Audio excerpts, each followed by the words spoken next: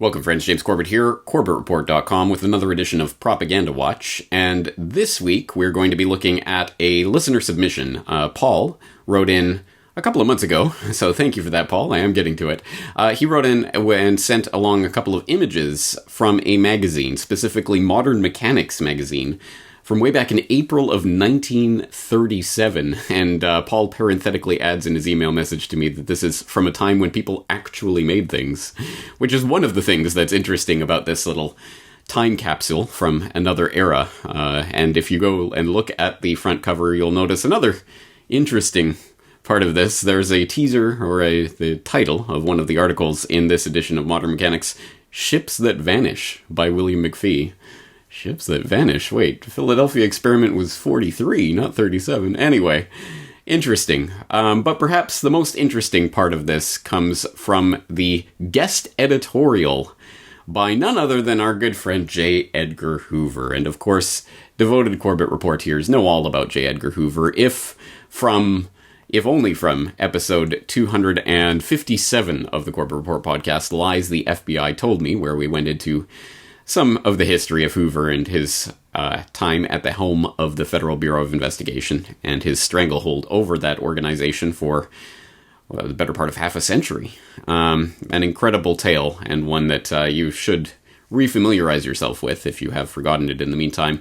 Of course, Hoover also, as you would expect, parenthetically and tangentially makes an appearance in any number of stories that we cover here on the Corbett Report. You could, for example, the MLK story, which obviously we covered last year in the episode 334, Truth at Last, the assassination of Martin Luther King. So, again, J. Edgar Hoover of the FBI, I'm sure he needs no introduction. And in this edition of Modern Mechanics from April of 1937, he wrote a guest editorial, which reads as follows. It's titled, Your Fingerprints, and it reads, quote, America can have widespread fingerprint identification only through education concerning its benefits. Here is an agency which can be looked upon by the average citizen as proof of identity and of good standing in a community. It must be looked upon as his protector in case of accident, amnesia, loss of identity, or death through circumstances which make his identification under ordinary means impossible. As conditions exist today, the criminal who is found dead may be returned to his loved ones for decent burial and the eradication of the uncertainty, the worries, the fears and torments which descend upon a family when one of its members has been lost for years. However, the honest citizen who dies under such circumstances and who is not protected by his fingerprint identification goes to a grave in a potter's field, and his family sorrows for years in ignorance of his fate. I mean, you gotta give it to him. It's very colorful. It costs nothing to file a civil fingerprint card in the Federal Bureau of Investigation in Washington. There are now cards of 200,000 reputable citizens on file. Everyone's doing it. Why don't you?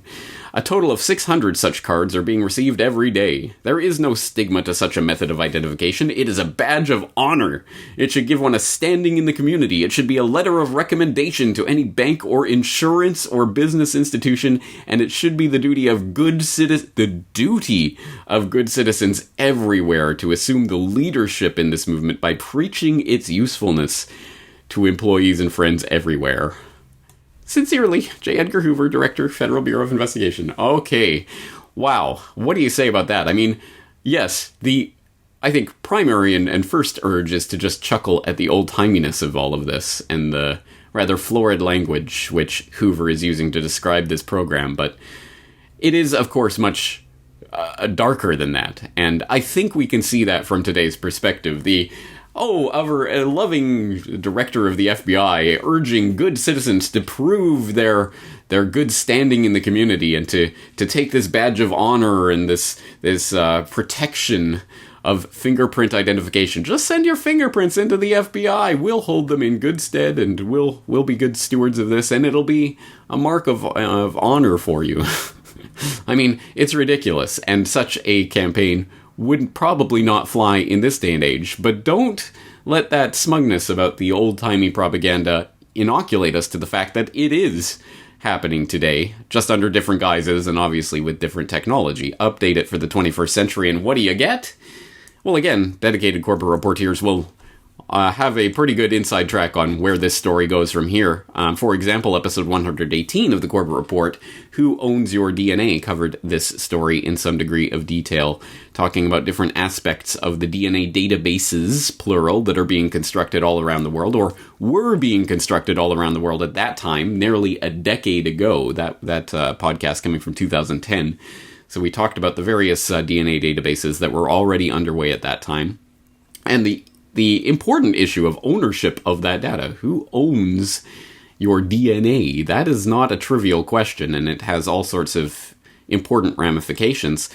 This is also a topic that touches on another important video from a few years back that most people probably forgot or didn't see in the first place. You are being programmed to accept the global ID control grid. So if you haven't seen that video, please go back and watch or rewatch it. But I do go into more detail about the global identification grid that is being constructed.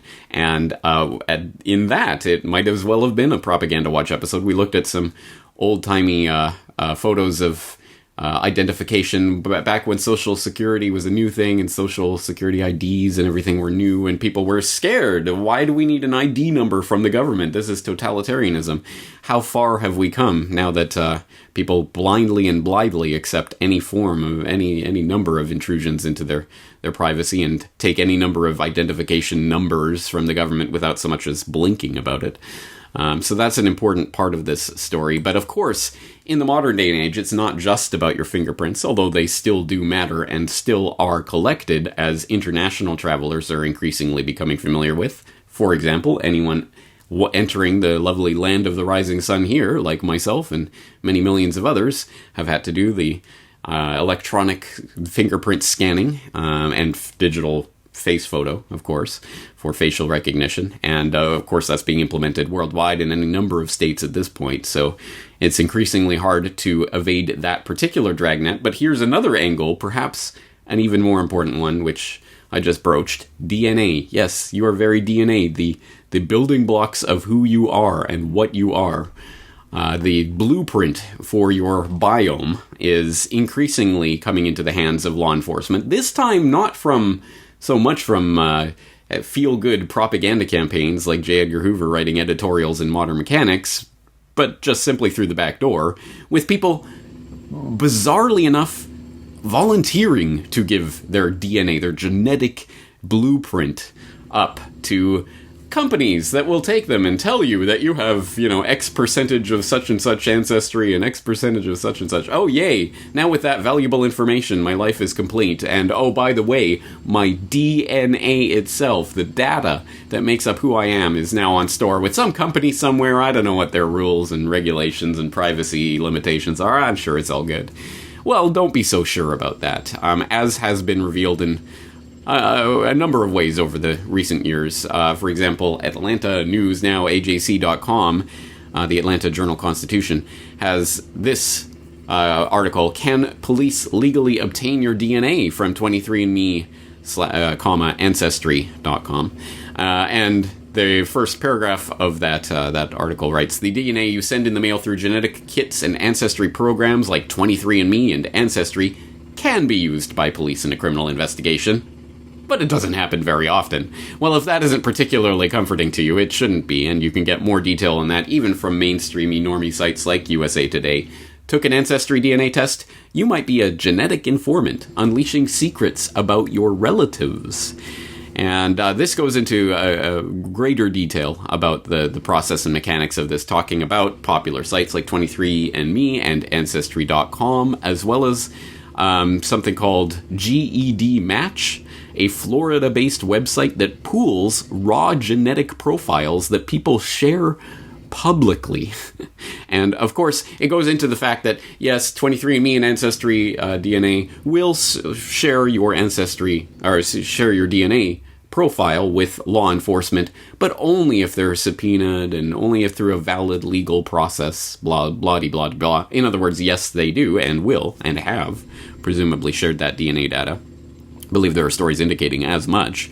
But it goes even further with this GED match, where people apparently are willingly and publicly sharing their genetic profiles, where, of course, there's no warrant or any other type of legal process necessary to access that information, so law enforcement, you better believe it, are making use of that.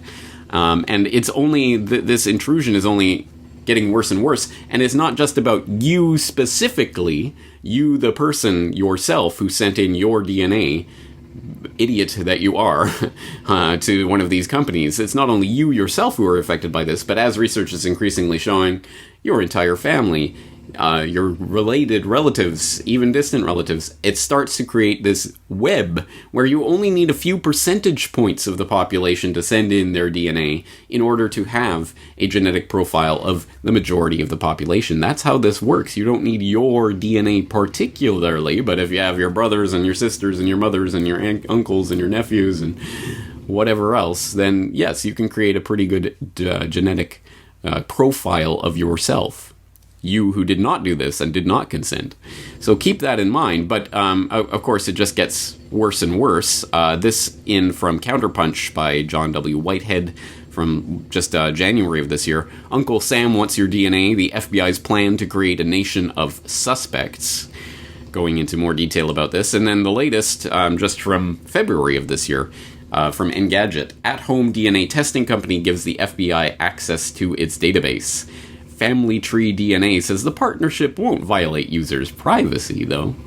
Yeah, it's always the same. It's always only for the good of everyone. Oh, it'll be good. It'll be like sunshine. Don't worry. I mean, law enforcement isn't going to abuse this in any way, and we can just give as much information as possible to them, and it's fine, and it's only for legal purposes, and blah-de-blah-de-blah. Meanwhile, they're setting up the facial recognition camera control grid, and sign and cross-referencing that to your social credit score, which is coming to a country near you, and cross-referencing that to your DNA profile, which will be used to create the bioweapons, which, oh yeah, the Project for New American Century inserted into the Rebuilding America's Defense document in September of 2000, but don't worry too much about that.